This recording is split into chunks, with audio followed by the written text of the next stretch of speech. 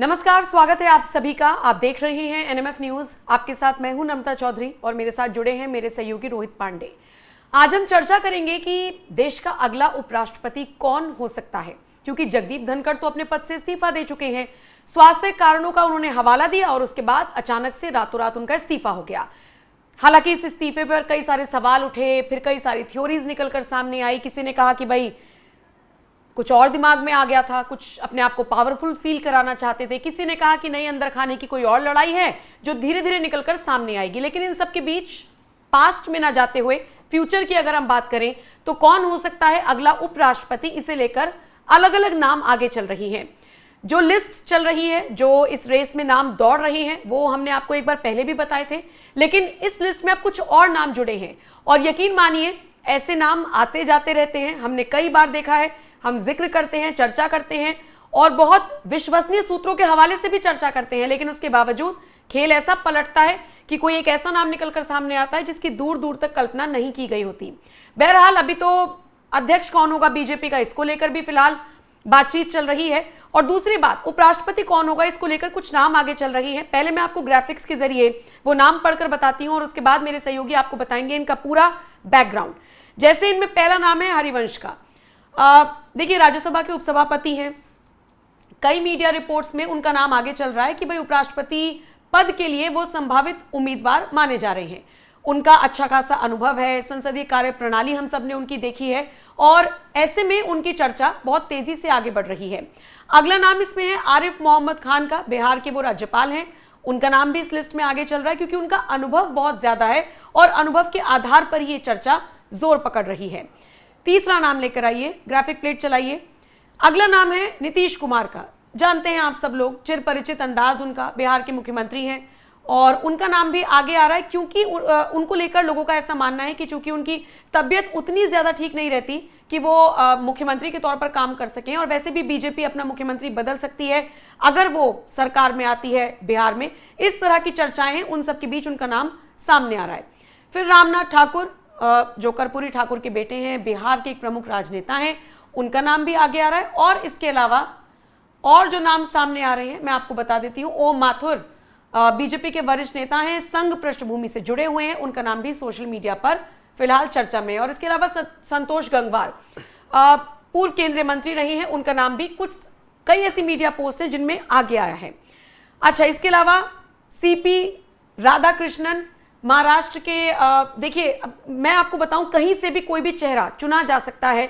उसकी पृष्ठभूमि संघ से जुड़ी हुई हो सकती है, हो सकता है वो बीजेपी के प्रबल दावेदार हो, नेता हो और उनका अनुभव इतना हो। तो ऐसे में नाम तो कोई भी चुना जा सकता है। जैसे हम देख रहे हैं कि दिल्ली के उपराज्यपाल वीके सक्सेना का नाम भी इसमें सामने आ रहा है। लेकिन इन सब के बीच मेरे सहयोगी अब आपको बताएंगे कि जो 6-7 नाम हमने लिए हैं, उनका पॉलिटिकल बैकग्राउंड, उनका जातीय समीकरण एक एक करके विस्तार से आपको बताएंगे। और इस लिस्ट के अलावा भी जो नाम आप अभी ऑफ कैमरा ले रहे थे रोहित, वो भी जिक्र करते हुए निकलिएगा। बिल्कुल। और जो बात हो रही थी, आपने जब शुरुआत की पूर्व उपराष्ट्रपति जगदीप धनखड़ से और उनके विवादों से, तो अब बात उनसे बहुत आगे निकल गई है। अब नया उपराष्ट्रपति कौन होगा, इसकी तरफ देश देख रहा है, इसकी तरफ संगठन भी देख रहा है, इसकी तरफ तमाम जो विरोधी दल हैं वो भी देख रहे हैं।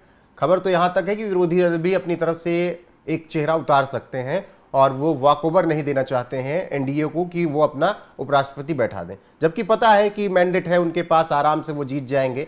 लेकिन फिर भी चुनाव को दिलचस्प बनाने की कोशिश विपक्ष करेगा। अब आपने जिन नामों की चर्चा की, उन नामों के बारे में थोड़ा बता देता हूँ और उसके अलावा भी तमाम नाम हैं, उनके बारे में बात करेंगे। सबसे पहले मुझे जो मजबूत नाम दिख रहा है वो राज्यसभा के उपसभापति हरिवंश नारायण सिंह ही हैं और सबसे ज़्यादा मुझे लग रहा है कि वो आगे हैं रेस में। जहाँ तक अगर तमाम चीज़ों को देखें तब उन्होंने जिम्मेदारी बहुत अच्छे से संभाली है। फैक्टर उनके पीछे प्लस पॉइंट क्या जाएगा, बिहार का चुनाव है, जेडीयू से है, जेडीयू का प्रतिनिधित्व करेंगे और इससे एक रास्ता खाली हो सकता है बिहार में बीजेपी के लिए भी। अगर हरिवंश नारायण सिंह को उपराष्ट्रपति बना दिया जाता है तो कल को अगर एनडीए जीतती है तो बीजेपी नीतीश कुमार से ये डील कर सकती है कि देखिए हमने उपराष्ट्रपति दिया, अब यहां पर आप मुख्यमंत्री बीजेपी का बनने दीजिए। ये एक डील हो सकती है। बाकी क्यों जरूरी है, हरिवंश नारायण सिंह क्यों मजबूत कैंडिडेट है? बिहार में सबल वोट बैंक है, वो सवर्ण राजपूत मतलब सवर्ण समुदाय से आते हैं, राजपूत उससे आते हैं, अच्छा खासा वोट बैंक है। और ऐसे में चुनाव से पहले अगर उन्हें उपराष्ट्रपति बनाया जाता है तो वो एनडीए के लिए वहां पर अच्छा एक संदेश दे सकते हैं। एनडीए इस बात का प्रचार कर सकती है कि हां, हरिवंश नारायण सिंह को हमने उपराष्ट्रपति बनाया है और सवर्ण राजपूत उनसे जुड़ सकते हैं। अब अगर आरिफ मोहम्मद खान के नाम की चर्चा करें तो सबसे पहले तो आरिफ मोहम्मद खान बहुत पढ़े लिखे, बड़ी जिम्मेदारियां उनको दी भी गई हैं। और ऐसे में अब जब बीजेपी पर ये आरोप लगते रहे हैं कि मुस्लिम चेहरा नहीं है, कैबिनेट में मंत्रालय में कोई मुस्लिम चेहरा नहीं है, और आखिर बार मुख्तार अब्बास नकवी कैबिनेट में दिखे थे, उनको भी हटा दिया गया। उपराष्ट्रपति जब चुनाव हो रहा था तब बहुत चर्चा चली थी उनको लेकर आया जाएगा। तो एक मुस्लिम विरोधी चेहरा, मुस्लिम विरोधी का टैग जो बीजेपी पर लगता है, वो आरिफ मोहम्मद खान को बनाकर उस एक टैग को, टैबू को तोड़ सकते हैं। और ऐसे में प्रभाव ये होगा कि उत्तर प्रदेश से आते हैं, उत्तर प्रदेश में योगी आदित्यनाथ की सरकार है, वहां पर भी उन पर यही आरोप लगते हैं कि मुस्लिमों को विरोधी सरकार है, मुस्लिमों को विरोधी मुख्यमंत्री हैं। तो आरिफ मोहम्मद खान को यह जिम्मेदारी सौंपकर बीजेपी ये एक अपनी तरफ से बात कह सकती कि देखिए हमारे लिए सब बराबर है, हमारी योजनाओं में भी और हमारे किसी भी राजनीतिक उसमें हमारे लिए हिंदू मुस्लिम सब बराबर है। अब अगर बात करें आरिफ मोहम्मद खान के बाद की बाद, तो जिस तरीके से एक नाम की और चर्चा हुई और नीतीश कुमार को लेकर बात हुई, तो मुझे बहुत पीछे दिख रहे हैं नीतीश कुमार के। नीतीश कुमार को लेकर उपराष्ट्रपति के पद को लेकर चर्चा की जाएगी। नीतीश कुमार को मुझे लगता है कि बहुत पीछे छोड़ दिया गया है। नीतीश कुमार तैयार भी नहीं होंगे और बहुत सीधी सी बात है, उनकी तबीयत सही नहीं है। और क्या वो सदन संभाल पाएंगे? केवल उपराष्ट्रपति पद का संभालना होता पद तो बात अलग थी, लेकिन आपको राज्यसभा संभालनी है, राज्यसभा की पूरी जिम्मेदारी संभालनी है। और नीतीश कुमार मुझे लग रहा है कि अभी खुद नहीं चाहेंगे कि उनको ये जिम्मेदारी दी जाए। हाँ, वो बिहार तक सीमित रहना चाहते हैं और बिहार में वो फिर से मुख्यमंत्री आपको दिख सकते हैं। अब रामनाथ ठाकुर की आपने बात की, तो मुझे नहीं लगता कि रामनाथ ठाकुर को लेकर कोई भी चर्चा होगी, क्योंकि कर्पूरी ठाकुर को अभी भारत रत्न दिया गया है। तो ऐसे में बीजेपी फिर से ये आंकड़े और ये समीकरण तो नहीं बैठाएगी कि रामनाथ ठाकुर को दिया जाए, क्योंकि जितना लाभ मिलना होगा बीजेपी को चुनाव में, वो कर्पूरी ठाकुर को भारत रत्न देने का ऐलान जब हुआ तो उसके बाद से उसका प्रचार वो कर लेंगे अब दोबारा, क्योंकि हर चीज राजनीति के लिहाज से ही की जाती है। तो रामनाथ ठाकुर का मुझे लगता है कि बहुत दूर। ओम माथुर की अगर चर्चा करें तो ओम माथुर राजपूत समुदाय से आते हैं, राजस्थान से आते हैं और प्रभावशाली सवर्ण जात से हैं, लेकिन यही बात उनकी आड़े आएगी कि सवर्ण मुख्यमंत्री राजस्थान को पहले मिल चुका है। तो ऐसे में ओम माथुर को क्या बनाया जाएगा, ये बड़ा सवाल है। तो ओम माथुर मुझे लग रहा है कि नहीं दिख रहे हैं। सबसे बड़े कैंडिडेट हरिवंश नारायण सिंह और एक नाम और गुजरात से, और गुजरात से वो नाम है आचार्य देवव्रत का। बहुत लोगों ने अभी इनका जिक्र नहीं किया।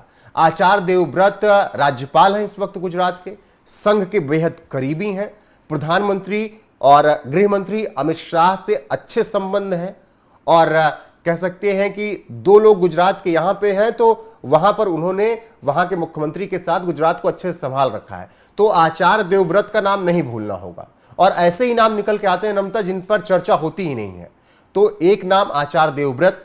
मनोज सिन्हा का जिक्र करें तो मैं फिर कहूंगा कि मनोज सिन्हा को अभी इस स्थिति में जम्मू कश्मीर से हटाकर तो उपराष्ट्रपति नहीं बनाने वाले हैं, क्योंकि बहुत क्रिटिकल माहौल है जम्मू कश्मीर में। अभी जिस तरीके की स्थितियां रही, पहलगाम देखा, ऑपरेशन सिंदूर देखा, फिर अब स्टेटहुड की बात चल रही है। कई जगह तो ये बात चल रही है कि जम्मू को स्टेटहुड मिल जाएगा, कश्मीर क्या कहते हैं यूटी में चला जाएगा, तमाम बातें हो। तो ऐसे में मनोज सिन्हा ने जो पिछले कुछ सालों में काम किया है, उनका अनुभव है। अगर सरकार कुछ ऐसा सोच रही है कि स्टेटहुड दिया जाए तो फिर मनोज सिन्हा का वहां रहना बेहद जरूरी है, क्योंकि तालमेल उनका बन चुका है अब्दुल्ला के साथ और उन्होंने वहां का पूरा समझ लिया है माहौल। तो ऐसे में उनको अभी तो उपराष्ट्रपति पद के लिए नहीं लाया जा रहा है। वीके सक्सेना की अगर बात करें तो कह सकते हैं इसलिए क्योंकि अब सरकार बीजेपी की है दिल्ली में, तो अब उस तरीके की लड़ाई आपको नहीं दिखेगी। आम आदमी पार्टी होती तो मैं इनका नाम डायरेक्ट हटा देता। सही बात। क्योंकि आम आदमी पार्टी होती तो फिर वीके सक्सेना बीजेपी को चाहिए होते उपराज्यपाल के तौर पे दिल्ली में। तो एक इनको कह सकते हैं कि हाँ, इनको आप उपराष्ट्रपति के पद पर देख सकते हैं। मुझे एक नाम और लग रहा है कि मनोहर लाल खट्टर को भी शायद प्रेफरेंस मिल सकता है, क्योंकि वो तो मोदी के भी करीबी हैं, संघ के भी करीबी हैं। मोदी के तो दोस्त हैं वो, और हाँ, दोनों की बहुत अच्छी और दोस्ती उनकी वो जो कहानियां है स्कूटर पर साथ बैठना, वो हाँ। नरेंद्र मोदी खुद सुना चुके हैं। दूसरी बात, खट्टर के लिए एक बात कही जाती है, वो मेहनती बहुत है, ग्राउंडेड हैं, जुड़े हुए हैं लोगों से, लेकिन ममता, हरियाणा में चुनाव तो हो सकता 4 साल 4.5 साल बाद है, और मुझे लगता है कि ऐसी चीजें थोड़ा चुनावी माहौल को देखते हुए तय की जाती हैं। कहीं आने वाला खट्टर को तो लेकर जो हरियाणा में अगर मैं आपसे बात करूं तो लोग बटे हुए रहते हैं। हाँ, जाट तो पसंद ही नहीं करते उनको, क्योंकि उनको तो चाहिए कि वो तो बीजेपी की, लेकिन उनको बीजेपी इतना पसंद करती है, या वो इतना मेहनती आदमी है, तो हो सकता है उन्हें किसी ऐसी पोजीशन पर बैठा दिया जाए जहां से किसी की नाराजगी भी ना हो, काम भी वो चल। कहते हैं कि आपने पूर्व में इतना मेहनत कर दिया, इतना काम कर दिया किसी के लिए, कि आप उसके दम पर कुछ साल तो, और जेन्युइन भी है, कुछ साल तो आप उसके दम पर काट ही सकते हो। तो खट्टर ने मेहनत की संघ में रहते हुए, जब प्रधानमंत्री नरेंद्र मोदी प्रचारक थे, जब वो हरियाणा जाते थे, तो उनकी दोस्तियां भी अच्छी थी, दोनों साइकिल से स्कूटर से बहुत घूमा उन लोगों ने और काम किया, तो निश्चित तौर पर उनको उसका इनाम मिला। लेकिन जब लगा कि एंटी इनकम्बेंसी है, खट्टर से जनता नाराज है, तो नायब सिंह सैनी को लाकर बैठाया और फिर चुनाव उनके चेहरे पर जीता भी। लेकिन मुझे अभी लग रहा है कि खट्टर पर आप नहीं जाना चाहते हो, लेकिन यहां पर एक बात और आएगी नमता, कि अभी अध्यक्ष को लेकर तैयारी है, अध्यक्ष पद पे कौन चेहरा आएगा। अब क्या आप ये कह सकते हैं कि अध्यक्ष पद पर महिला बैठाई जाएगी, जो बात सबसे ज्यादा चल रही है, और हो सकता है साउथ से, दक्षिण से। तो क्या उपराष्ट्रपति पद के लिए साउथ से कोई चेहरा नहीं आ सकता है? तो ये तो बहुत ज्यादा आसान हो जाएगा ना। आप अध्यक्ष हिंदी पट्टी से लेकर आ जाएंगे, और उपराष्ट्रपति हो सकता है कि आप लेकर आ जाए साउथ से। तो बड़ी बात नहीं कि साउथ के किसी नाम का चर्चा हो रही हो, जिन नामों की अध्यक्ष पद के लिए चर्चा हो रही हो सकता है उन नामों को आप उपराष्ट्रपति पद पर देख लें। तो एक ये माहौल चल रहा है। बाकी जनरल वीके सिंह का भी नाम चला बहुत दिन तक कि जनरल रहे हैं और अच्छा बोलते हैं, वक्ता अच्छे हैं। कुल मिलाकर एक अच्छा वक्ता चाहिए नमता, जो राज्यसभा में अच्छे से सदन को चलवा सके, अच्छे से सभी सांसदों के साथ व्यवहार किया जा सके, ठीक वैसे ही जैसे ओम बिरला लोकसभा में संभालते हैं। मैं नहीं कह रहा हूं कि जगदीप धनखड़ साहब ने राज्यसभा अच्छे से नहीं संभाले, उन्होंने पूरी अपनी जिम्मेदारी बहुत अच्छे से संभाली। क्या उनकी लड़ाई है वो सरकार और वो जाने, हमारे लिए वो सर्वोच्च पद पर थे तो है, और उसका सम्मान हमेशा रहेगा। जो खबरें थी हमने उस वक्त वही बताई थी, कुछ अपनी तरफ से नहीं जोड़ा। जिन्होंने, जो राजनीतिक विश्लेषकों ने कहा, जो विरोधियों ने कहा, उसी आधार पर। बाकी उनका सम्मान जैसे पहले था वैसे पूरे देश को अब भी है। अंदर खाने राजनीतिक लड़ाई क्या है वो लोग जाने। तो ये कुछ नाम जो अभी तक हमने चर्चा की, ये नाम है, और उनमें 2-3 नाम मैं दरकिनार कर रहा हूं। नीतीश कुमार, ओम माथुर, क्योंकि भजन लाल शर्मा पहले ही समुदाय से वहां पर बन चुके हैं, तो ये सब नाम तो आपको देखने को नहीं मिलेंगे। सबसे बड़े कैंडिडेट हरिवंश नारायण सिंह और दूसरे गुजरात के राज्यपाल आपको आचार्य देवव्रत मेरे हिसाब से लग रहे हैं कि ये हो सकते हैं। देखने वाली बात होगी किसे चूज और किया जाएगा। जेपी नड्डा ही तय करेंगे ना, जेपी नड्डा तय करेंगे, उनको ये अधिकार सौंपा गया है। और जेपी नड्डा वाली जगह कौन तय करेगा, ये भी बहुत जल्दी सामने आने वाला है। एक बैठक हुई है जिसकी अध्यक्षता राजनाथ सिंह ने की, उसमें कई सारे और भी मंत्री मौजूद रहे, उसमें दूसरी पार्टी के नेता जैसे चिराग पासवान वगैरह भी रहे, मतलब पूरा एनडीए था, तो प्रमुख नेताओं को बुलाया गया था और उसमें जिम्मेदारी जेपी नड्डा को सौंप दी गई। बहरहाल देखने वाली बात होगी कौन बनेगा अगला उपराष्ट्रपति। जो संभावित नाम चल रहे हैं वो हमने आप तक पहुंचाए। आपको क्या लगता है, आप अपनी राय हमें कमेंट सेक्शन में जरूर दीजिएगा, और बाकी खबरों के लिए बने रहिए एनएमएफ न्यूज के साथ।